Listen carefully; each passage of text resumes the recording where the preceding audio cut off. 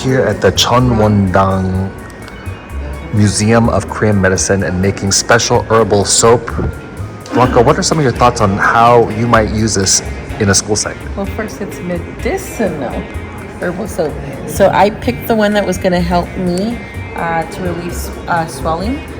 It also supports with helping you have shinier skin. Which one's gonna help you? The Perilla frutescens, which is this one right here. Someone else picked cinnamon, anti-aging cinnamon. Then there's mint for also minimizing pores and relieving itch from like maybe allergies.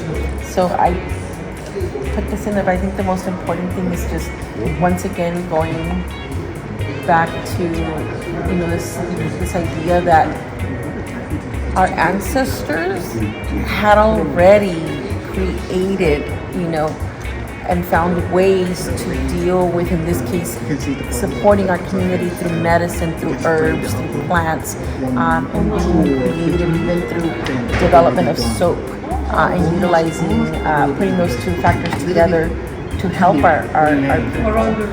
We know that now soap is mass produced, but being here and being able to do this has allowed us to see that we can grow our own products and we can make our own, address our different needs through our own sustainable practices, which is very powerful as we look at our own ability to maintain our health. And so one thing that I thought about is a lot of the ingredients that we use today, like alcohol, even just a warmer, is being able to share the history, number one, allowing them to then make the soap, and then the idea that you shared was then having them make the soap for the community, just like they did here. And then that would also allow them to earn their civic engagement and meet their civic engagement requirement.